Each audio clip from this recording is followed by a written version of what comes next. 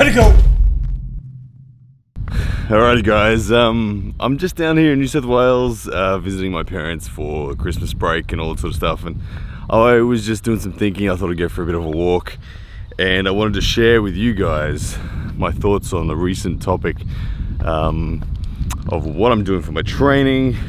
And deeper than that, I didn't want to just talk about what I'm doing for my training, but I wanted to talk about the debate that goes on in a lot of people's minds when they consider who I should be listening to. Now, you guys know that I'm very fortunate. I've been able to have a lot of the legends of the arm wrestling world in my camp, so to speak, in terms of influencing me and helping push me in the right direction for my development.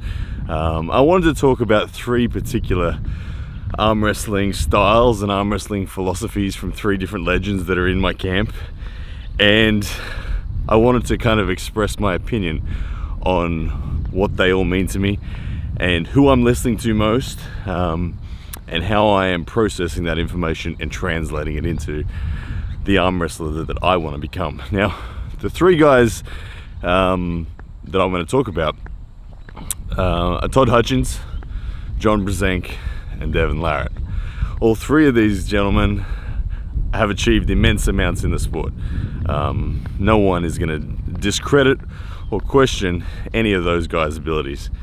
And they're all known, and they've all achieved what they do in the sport through very different means. So I look at all of them individually and listen to every single one of them.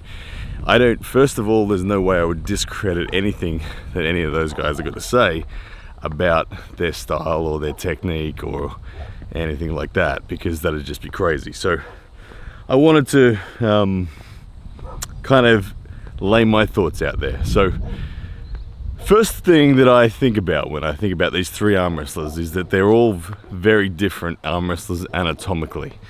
Todd Hutchings has a very short forearm, only 10 inches from elbow to wrist joint, which for me is 12 inches, so shows you exactly how short Todd's arm is. Then you've got John Brzenk, who has the same elbow to wrist and elbow to fingertip that I have, and then you have Devon Larratt, who has a much longer elbow to fingertip than myself.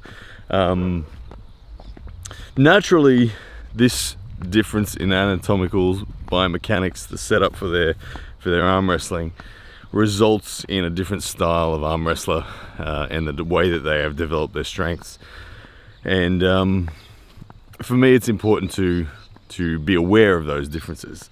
Now, Todd Hutchings, he's obviously, side pressure emphasis is his big thing, and it's obvious that the reason why he would do that is because, being such a short forearm, it's going to be very difficult for him to get over the top of anyone else and to establish hand control. He doesn't have a big hand, doesn't have a long arm, so control is not his thing. I've always believed that it's kind of the prerogative of the shorter man to go for the kill. The taller man has opportunities for control, but the shorter man has more immediate access to power, and hence Todd Hutchings, side pressure king. John Brzenk, actually we'll go to the other end first. Devon Larratt, tall, long, big hand, long arm.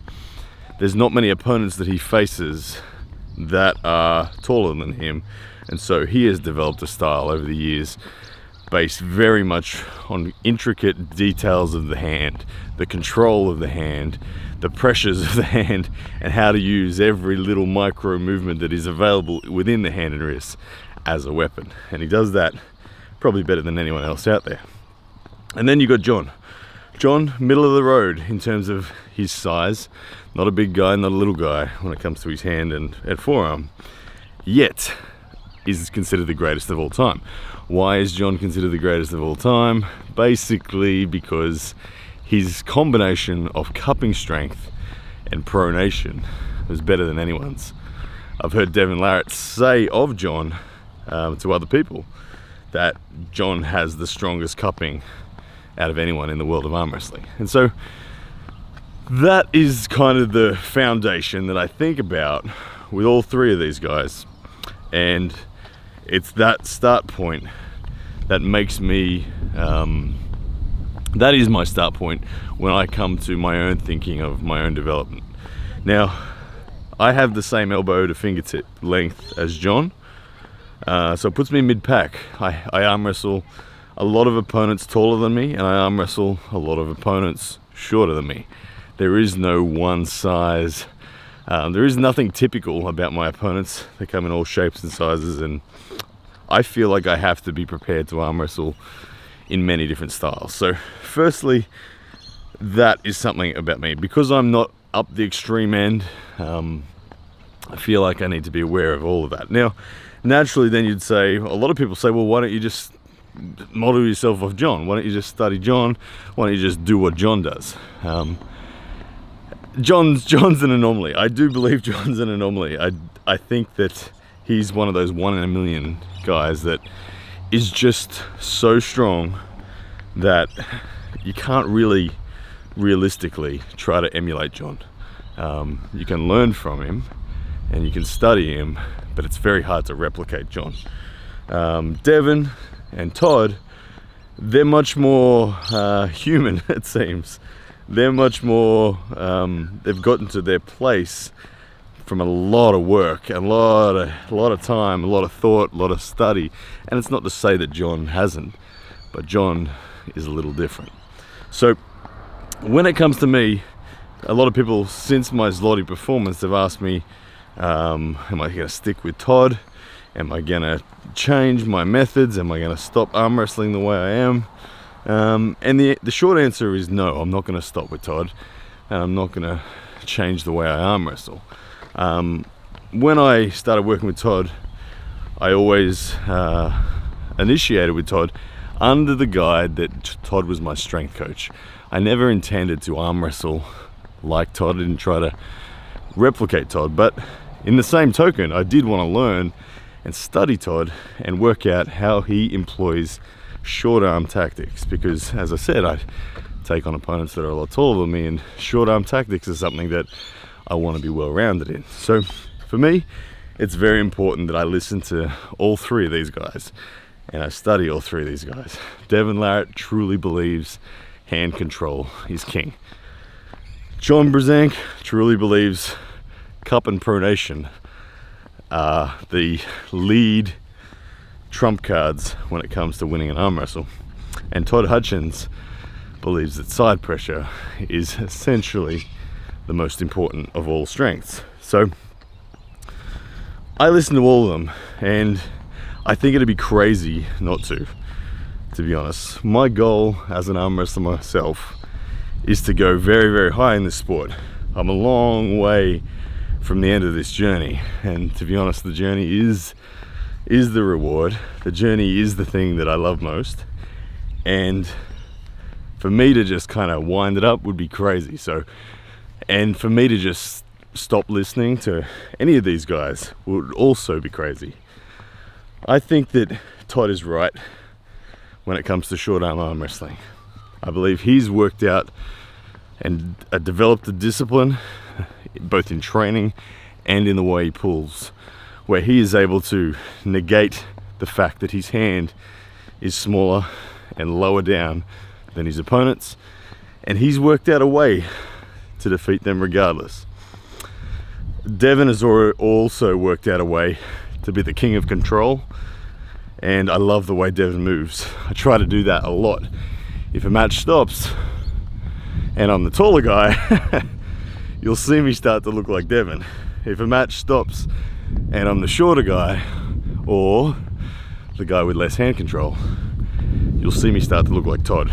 So, whew, I'm getting a bit out of breath here, walking up hills. But so, for me, when it comes to how I'm going to prepare from here forward, is I'm going to continue with everything. First 4.5 years in the sport for me was essentially only table time. It was only table time, it was high reps, and it was hand control based. I then developed into understanding the need for side pressure and back pressure, and let's just call it arm power. And that's kind of where I'm at now. I'm at a point where I feel like I have maturity in both my hand and in my arm. And now it's time where I get to the point in the sport for me where it's about taking the level of seriousness of all of this to the next phase. Experiencing Zloty was massive for me. It gave me what I needed. It let me feel the guys that are just out of my reach. I missed out on being in the top 8 for 95s by 1 win. Had I beaten Raymond Zantanovich, I'd have been in that contender category for the top 8. But hey, that's cool. It gives me a lot of hunger for next year. But most importantly, guys, the philosophies that I will be moving forward with are not going to be shoeboxed into Todd or Devon or John. I'm going to listen to every single one of these gentlemen and legends of the sport. I'm going to listen carefully, and I'm going to listen to everything they say and absorb it and apply it to my game when necessary. So like I said, if I'm the taller guy, you'll see me move like Devon. If I'm the shorter guy, you'll see me move like Todd.